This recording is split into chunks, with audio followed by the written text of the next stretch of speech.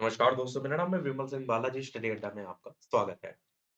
जैसे कि हम आपको सुपर टेट और लेखपाल के लिए जो है वो प्रैक्टिस सेट करा रहे हैं हिंदी और सामान्य ज्ञान के। तो ठीक है, एक सेट हम ऑलरेडी देख चुके हैं और उसके सामान्य ज्ञान के भी प्रश्न देख चुके हैं। इससे पहले सेट नंबर 1 के सामान्य ज्ञान के यदि पिछले प्रश्न नहीं देखे हो, साइड में एक पिछला वाला वीडियो आपको मिल जाएगा। आज हम देखेंगे हिंदी के सेट नंबर जो है 2 और प्रश्न आपके जो है 25 प्रश्न हम देखेंगे। चलिए शुरू करते हैं प्रश्न नंबर 1 से। पहला प्रश्न, जिस मूल शब्द में विकार होने से क्रिया बनती है, उसे क्या कहते हैं? धातु कहते हैं, क्रिया कहते हैं, मूल धातु कहते हैं या यौगिक धातु कहते हैं? बताइए इनमें से कौन-सा जो सही होगा? आंसर की बात करते हैं तो इसे हम धातु जो है किस नाम से जानते हैं? जैसे कि अगर आप लिखते हैं भागा, अब भागा में अगर आपसे कहा जाए कि मूल शब्द इसमें क्या है? तो इसमें मूल शब्द जो है वो भाग है और इसमें आ जो है आपका प्रत्यय लग रहा है। तो मिलकर ये क्या बना रहा है? भागा बना रहा है। तो अगर मूल शब्द को आप देखेंगे तो ये आपका मुख्य भाग है क्योंकि तभी आपका जो है शब्द बनेगा। इसको ही आप कह सकते हैं भागा जो है ये क्रिया का धातु भाग है। इस तरीके से आप क्या कहेंगे जिस मूल शब्द में विकार होने से क्रिया बनती है, तो वो धातु होता है। धातु और प्रत्यय मिलकर इस तरीके से आपका शब्द बना देता है। दूसरा प्रश्न देखते हैं कि किस लोकोक्ति का प्रयोग इनमें से जो है वो होगा? तीर्थों के पंडे पुजारी प्रायः ऐसे यजमानों की खोज में रहते हैं जो आँख के अंधे गाँठ के पूरे हों, मान व मान यहाँ पर ना होना चाहिए, मान ना मान मैं तेरा मेहमान हूँ, गंगा गए गंगादास, जमुना गए जमुनादास हो या आप काज महाराज जो है हो। कौन-सा इन चारों में से सही होगा? तीर्थों के पंडे पुजारी जो हैं, वो प्रायः ऐसे यजमानों की खोज में रहते हैं। आंसर की बात करते हैं, अब देखते हैं जो पंडित पुजारी होते हैं, वो ये चाहते हैं कि जो दान दान दक्षिणा हो, वो ज़्यादा से ज़्यादा चढ़े। तो ऐसे लोग वही करते हैं, जो बिना विचारे धन को जो है वो खर्च करते हैं। तो उसका अर्थ जो होता है, वो होता है आँख के अंधे गाँठ के पूरे। तो आपका ए वाला ऑप्शन जो होगा, ध्यान रखिएगा इसका अर्थ क्या होता है? इसका अर्थ होता है बिना विचारे धन खर्च करने वाला। इसी से ही मिलता-जुलता एक और होता है, आँख के अंधे नाम नयन सुख। तो वो अलग होता है। ये अलग है, वो अलग है। आँख के अंधे नाम नयन सुख का अर्थ होता है कि गुण ना होने पर भी गुणी होने का दिखावा करना, वो उसका अर्थ अलग होता है। तीसरा प्रश्न, निम्नलिखित वाक्य में एक विराम चिन्ह जो है उसका लोप है। वो विराम चिन्ह आपसे पूछा गया है इनमें से कौन-सा है? वाक्य है, आप एक ऐसे मनुष्य की खोज कराइए, जिसने कभी दुःख का नाम ही ना सुना हो। अर्धविराम, आश्चर्यसूचक चिन्ह, विराम, अल्पविराम, पूर्णविराम। आपको बताना है इनमें से कौन-सा एक विराम चिन्ह का लोप है, वो आपको बताना है यहाँ पर कौन-सा होगा। तो देखिए प्रश्न के अकॉर्डिंग देखिए तो यहाँ पर आपका इन्वर्टेड कॉमा लगा हुआ है, तो यहाँ पर इन्वर्टेड कॉमा लग सकता था, पर यहाँ पर अगर आप देखेंगे तो ऑप्शन में उद्धरण चिन्ह का ऑप्शन नहीं दे रखा है। जो इन्वर्टेड कॉमा होता है इसे कहते हैं उद्धरण चिन्ह। पर ऑप्शन में जो दे रखे हैं अगर उसके अकॉर्डिंग आप देखेंगे, जब वाक्य समाप्त होता है तो वहाँ पर हम क्या लगाते हैं? पूर्ण विराम लगाते हैं, तो इसलिए हम पूर्ण विराम के साथ जो है आएँगे, डी वाला आपका ऑप्शन सही होगा। बाकी अगर बात करें तो आपका जो अल्प विराम होता है, ये आपका होता है कॉमा, जब केवल सिंगल सा आप कॉमा लगाते हैं, ये अल्प विराम में आता है। अर्धविराम में क्या आता है? डॉट लगा होता है, उसके नीचे इस तरीके से कॉमा लगा होता है, तो ये आपका क्या होता है? ये अर्धविराम होता है। आश्चर्यसूचक चिन्ह आप एक्सक्लेमेटरी साइन लगाते हैं ना इस तरीके से, हुर्रा और इस तरीके से शब्दों में, तो वहाँ पर जो है लगता है। चौथा प्रश्न, अनुकरणीय में लगा प्रत्यय जो है वो कौन-सा है? अनु है, करण है, इय है या ईय है? इस तरीके से 4 ऑप्शन हैं। बताइए इनमें से कौन-सा जो है सही होगा? अनुकरणीय में लगा प्रत्यय। आंसर की बात करते हैं तो क्लियर आपको दिख रहा है ईय लास्ट में आ रहा है तो अनु और करण ये तो कट जाएगा। ई या बड़ी ईय में आपका डी वाला ईय यहाँ पर सही होगा। अच्छा प्रश्न है, देखिए ध्यान दीजिए कि छोटी ई नहीं आएगी, बड़ी ई आएगी अनुकरणीय में। जब इसको आप अलग करेंगे, कैसे हमें पता चलेगा कि यहाँ पर ई बड़ी आएगी या छोटी आएगी? जब आप अलग करेंगे तो अनुकरण आपका अलग होगा और अनुकरण के साथ में देखिए मात्रा कौन-सी लगी हुई है, तो बड़ी ई वाली मात्रा लगी हुई है। तो यहाँ पर भी बड़ी ई वाली मात्रा जो है ठीक और या आपका जो आ जाएगा। अगला देखते हैं 5वाँ प्रश्न, द्रौपदी का पर्यायवाची पूछा गया है, इनमें से कौन-सा जो है वो नहीं है? द्रुपद सुता, याज्ञसेनी, पांचाली, रमणी। बताइए कौन-सा इनमें से सही होगा? ध्यान दीजिएगा प्रश्न में नहीं जो है वो पूछा गया है। चलिए आंसर की बात करते हैं, तो आपका यहाँ पर रमणी जो है वो सही होगा, जो कि द्रौपदी का पर्यायवाची नहीं है। रमणी के जो पर्यायवाची होते हैं, उसमें आपका स्त्री पर्यायवाची होता है, सुंदरी पर्यायवाची होता है, कांता पर्यायवाची होता है, वनिता आपका पर्यायवाची होता है। मैं यहाँ पर वही लिख रहा हूँ, जो सबसे ज़्यादा पूछे जाते हैं। वनिता आपका बहुत पूछा जाता है, तो ये ध्यान रखिए, नारी का पर्यायवाची यही होता है, महिला का पर्यायवाची यही होता है, औरत, कामिनी, कामिनी भी आपका पूछ लिया जाता है, तो ये भी ध्यान रखिएगा, कामिनी भी रमणी भी इसका पर्यायवाची होता है। द्रौपदी का जो पर्यायवाची है, द्रुपद, सुता, याज्ञसेनी, पांचाली और एक और होता है सैरंध्री। ये ध्यान रखिए और वैसे अगर पूछा जाता है तो इन्हीं तीन है जो कि द्रौपदी के पर्यायवाची हैं। छठा प्रश्न, वर्तनी संबंधी है, आपको ईर्षा लिखा हुआ है, 4 प्रकार से आपको बताना है कौन-सा सही होगा। देखिए कई लोग क्या करते हैं, जो वर्तनी वाले प्रश्न होते हैं उनमें इतना ध्यान नहीं देते, कहते हैं अरे वो तो हम कर ही ले जाएँगे। अभी यूपी टेट में आपने परीक्षा में देखा था, अनुग्रहित लिखने को आया था, कितने लोगों ने जो है वो गलत किया होगा। बीच में उसमें एक ये वाली राह वाला था और एक ये वाली राह था। तो इसमें दोनों में बहुत से लोगों ने गलती की थी। इसलिए कभी जो सरल चीज़ है, उनको रिवाइज़ ज़रूर करते रहा करिए। कई बार सरल चीज़ें जब गलत हो जाती है तो और ज़्यादा दुःख होता है। सही शब्द ईर्ष्या आपका इस प्रकार से लिखा जाता है, तो वो सही होगा।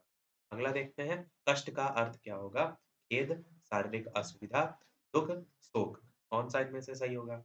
कष्ट का अर्थ।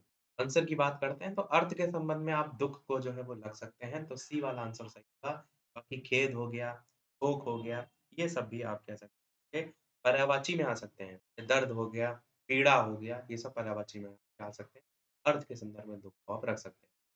अगला, देखिए यही प्रश्न आपका यूपी टेट में पूछा भी गया था। ऐसे क्वेश्चन आपके रिपीट हो जाते हैं, चीज़ों को इसीलिए मैंने कहा कि याद भी करते हुए चला करिए। 2 पहाड़ों के बीच खाली स्थान को क्या कहते हैं? आंसर यहाँ पर आपका उपत्यका ही जो है वो सही होगा। ये सभी नहीं होगा क्योंकि ज़मीन इसमें जो है आपका नहीं आएगा, तो उस हिसाब से ऑप्शन काट सकते हैं। 9वाँ प्रश्न इनमें से कौन-सा जो है वो सही है? वह टका-सा उत्तर देता है, वह टका-सा प्रश्न करता है, वह टका-सा जवाब देता है या इनमें से कोई नहीं। बताइए इनमें से कौन-सा जो है वो सही होगा? आंसर की बात करते हैं, तो इन चारों में से आंसर इनमें से होगा, टका-सा जवाब देने का मतलब होता है कि तुरंत जो है आप कह सकते हैं किसी चीज़ के लिए उत्तर दे देना या इनकार कर देना, आप ऐसे कह सकते हैं। जैसे आप देखते हैं कि किसी दोस्त से आपको कोई काम जो है वो पड़ा, तो एक तो ये होता है घुमा-फिरा के मना किया जाता है, एक होता है कि तुरंत मना कर दिया, मैं काम नहीं कर पाऊँगा, तो उसके संदर्भ में हम इसका यूज़ करते हैं, वो टका-सा जवाब देता है। 10वाँ प्रश्न, आवरण में कौन-सा उपसर्ग लगाकर नया शब्द बनाया जा सकता है? नि, निवा, परि, पर।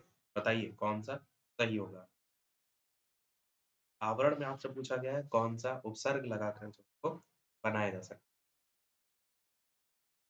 आंसर की बात करते हैं, तो परि आप वर्ड लगाएँगे इसमें, तो आपका परि प्लस आवरण मिलकर पर्यावरण बना देता है, तो सी वाला आपका ऑप्शन सही होगा।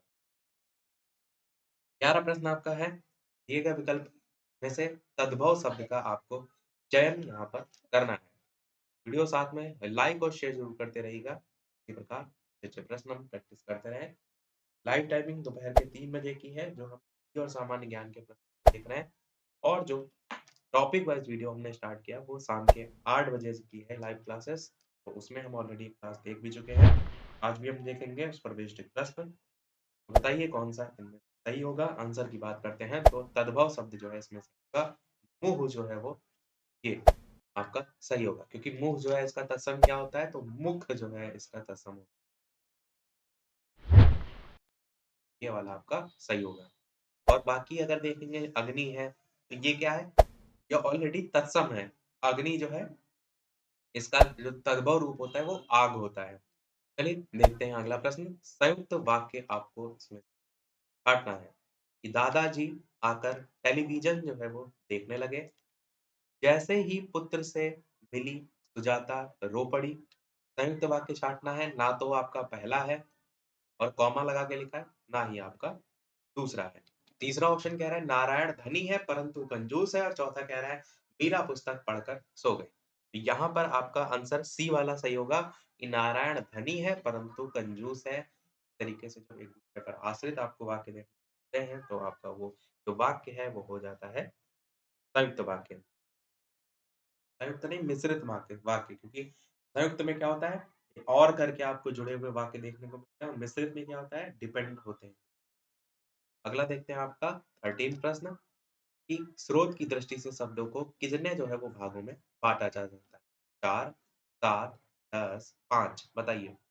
शब्दों को स्रोत के आधार पर कितने भागों में बाँटा जा सकता है? तो उत्पत्ति या स्रोत के आधार पर शब्दों के जो टाइप होते हैं, उसमें आपका तत्सम, तद्भव, देशज और विदेशज, ये सभी जो है आपके आते हैं। टोटल आपका 4 यहाँ पर आंसर जो है वो सही होगा। कहीं-कहीं आपको अर्ध तत्सम भी एक दे रखा होता है, तो इसलिए 5 भी आंसर देखने को मिल जाता है। पर अगर लूसेंट वगैरह बुक में आप देखेंगे तो 4 ही देखने को मिलता है, इसलिए हम 4 वाले ऑप्शन के साथ जाएँगे। अगला देखते हैं आपका 14 इनमें से कौन-सा एक तत्सम शब्द है, छाँट कर बताइए। अनजान, सच, पत्ता, घोटक।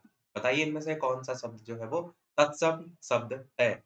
आंसर की बात करते हैं इन चारों में से तो आपका आंसर यहाँ पर घोटक डी वाला ऑप्शन जो है वो सही होगा। तत्सम शब्द आपको बताना था, तो घोड़ा का जो है ये आपका तत्सम शब्द होता है घोटक। तो ये आपका जो घोटक है वो तत्सम है और घोड़ा जो है आपका तद्भव है। अगला है कौन-सा इनमें से तुर्की भाषा का शब्द है? ऐसे क्वेश्चन आपसे बहुत पूछे जा सकते हैं और तुर्की भाषा, पुर्तगाली भाषा, अरबी भाषा ऐसे शब्द आपको जो याद होने चाहिए। चाय, रिक्शा, कमरा, कैंची। बताइए कौन-सा आपका सही होगा? तो आंसर की बात करते हैं इन चारों में से तो आपका जो कैंची है वो आपका सही होगा। कैंची जो है आपका ये तुर्की भाषा का शब्द होता है। ध्यान रखिएगा इसको। अगला है कमल। कमल के समान नयन में समास कौन-सा है? अव्ययीभाव, तत्पुरुष, द्वंद्व, कर्मधारय। बताइए कमल के समान नयन में कौन-सा जो है वो समास है? तो ऐसा विशेषण या ऐसा समास आप कहेंगे जिसमें पहला पद विशेषण हो, दूसरा पद विशेष्य हो और पूर्व पद और उत्तर पद में उपमान और उपमेय का संबंध आपको देखने को मिलता है, वो आपका होता है कर्मधारय समास। और कमल के समान जो नयन है, इसमें भी आपका कर्मधारय समास है, यही आपका सही होगा। 17 प्रश्न आपका है, पर्यावरण शब्द का संधि विच्छेद आपको बताना है। बहुत ही आसान सा प्रश्न है, बताइए कौन-सा सही होगा? पर्या प्लस वरण, परि प्लस आवरण, परिध प्लस आवरण या परिधि प्लस आवरण? कौन-सा सही होगा? परि प्लस आवरण आपका यहाँ तो सही होगा। 18 प्रश्न है, भाषा की अभिव्यक्ति के कौन-कौन से जो है रूप होते हैं? मौखिक, लिखित या दोनों या इनमें से कोई नहीं? आसान सा ये भी प्रश्न है, आंसर की बात करते हैं, मौखिक और लिखित दोनों ही भाषा अभिव्यक्ति के होते हैं। अगला है भारतीय संविधान में किस भाषा को राजभाषा के रूप में को स्वीकार किया गया है? अंग्रेजी, हिंदी, उर्दू, तमिल। बताइए भारतीय संविधान में किस भाषा को राजभाषा के रूप में स्वीकार किया गया है? कौन-सा सही होगा? अंग्रेजी, हिंदी, उर्दू या तमिल? तो आपका हिंदी भाषा को जो है राजभाषा का दर्जा दिया गया है। लिपि की बात करें तो देवनागरी लिपि जो है आपकी अगर पूछी जाए तो होगी और संघ के शासकीय जो प्रयोजन होते हैं, उसके लिए प्रयोग होने वाले जो अंक होते हैं, उनका रूप कैसा होता है? तो भारतीय अंक का अंतर्राष्ट्रीय रूप जो है उसमें आता है। अगला है मानक हिंदी किस बोली से विकसित हुई है? ब्रजभाषा, खड़ी बोली, पहाड़ी, अवधी। बताइए इनमें से कौन-सा सही होगा? ऐसे बोलियों से बहुत से क्वेश्चन बन सकते हैं, तो इधर वाला भी आपका पोर्शन आपको क्लियर होना चाहिए। कौन-सा इनमें से सही होगा? मानक हिंदी किस बोली से विकसित हुई है? तो खड़ी बोली से विकसित हुई है, बी वाला आपका सही होगा। 21 प्रश्न है संकीर्ण का विलोम क्या होगा? विकीर्ण होगा, अनुदार होगा, उत्कीर्ण होगा या उदार होगा? बताइए इनमें से कौन-सा जो है आपका सही होगा?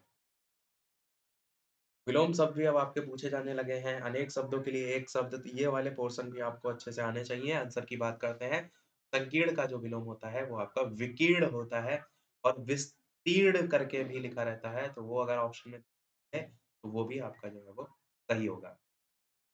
22 प्रश्न है, पराग का पर्यायवाची जो है वो क्या होगा? सुगंध होगा, सुकुमार होगा, भारती होगा या फिर फूल होगा? पराग का पर्यायवाची को बताना है। चलिए आंसर की बात करते हैं। तो आपका आंसर की बात करते हैं इन चारों में से पराग का पर्यायवाची आपका सुगंध जो है वो सही होगा। सुगंध के अलावा कुसुम रंज, रंज, पुष्प धूलि, पुष्प रज ये भी सभी जो है वो इसी का ही है। 23 प्रश्न है गयंद का अर्थ व्यंजक जो है वो क्या होगा? गैंडा, बड़ा हाथी, बड़ा घोड़ा या जंगली भैंसा? बताइए इनमें से कौन-सा सही होगा? आंसर की बात करते हैं तो गयंद का अर्थ व्यंजक क्या होता है? तो गजेंद्र या बड़ा हाथी आप जो है कहेंगे, बी वाला आपका ऑप्शन यहाँ पर सही होगा। 24 प्रश्न आपका सेकंड लास्ट है। कि मूढ़ चेता का अर्थव्यंजक क्या होगा? मूर्ख होगा, दूसरों को मूर्ख बनाने वाला होगा, मूर्ख जो बाद में चतुर बन गया हो या फिर आलसी। कौन-सा सही होगा? तो आंसर की बात करते हैं इन चारों में से, तो मूढ़ चेता का अर्थव्यंजक होगा मूर्ख, ए वाला आपका ऑप्शन यहाँ पर सही होगा। देखते हैं हमारा अगला और इस वीडियो का लास्ट प्रश्न, इसके बाद एक प्रश्न हम आपसे भी जो है वो पूछेंगे, जैसे कि सभी वीडियो में हम आपसे एक नए प्रश्न पूछते हैं। साथ ही साथ चैनल पर नए हो तो सब्सक्राइब करके अवश्य जुड़ जाइएगा और वीडियो लाइक और शेयर करना बिल्कुल ना भूलिएगा। तो प्रश्न आपका है कि प्रायोगिक का अर्थव्यंजक जो है वो क्या होगा? आपसे पूछा गया है जिसका प्रयोग भविष्य में हो या फिर जिसका नित्य प्रयोग किया जाए या फिर जिसका प्रयोग कई वस्तुओं के योग से किया जाए या फिर जिसका प्रयोग पहले ही जो है वो किया जा चुका है। तो बताइए प्रायोगिक का अर्थव्यंजक क्या होगा? बताइए इनमें से कौन-सा सही होगा? चलिए आंसर की बात करते हैं। तो प्रायोगिक का अर्थव्यंजक होता है जिसका प्रयोग पहले किया जा चुका है। ये वाला आपका ऑप्शन सही होगा। ये जो क्वेश्चन है आपके लास्ट के जो ये कनिष्ठ सहायक जो भर्ती परीक्षा हुई थी, उसमें पूछे गए थे। तो लेखपाल के लिए आपके ये सभी इम्पोर्टेंट हैं, बाकी सभी एग्ज़ाम में भी पूछे जा सकते हैं। सभी प्रश्न हुए हमारे समाप्त, अब एक प्रश्न आपके लिए भी। तो ये है वो प्रश्न जिसका आंसर वीडियो के मेन कमेंट में टाइप करके आपको बताना है। कि ताप जो है, उसकी एसआई इकाई जो है वो क्या होती है? फैराडे, वॉट, जूल, केल्विन इन चारों में से कौन-सा सही होगा? अपना आंसर वीडियो के मेन कमेंट में टाइप करके बताइएगा। लाइव टाइमिंग 2 है, दोपहर के 3 बजे और शाम के 8 बजे। लाइव आकर भी वीडियो आप देख सकते हैं, प्रश्न भी कर सकते हैं। आज के लिए इतना ही रखते हैं, मिलते हैं अगले वीडियो में कुछ नए प्रश्नों के साथ, नए टॉपिक के साथ, तब तक के लिए नमस्कार, जय हिंद।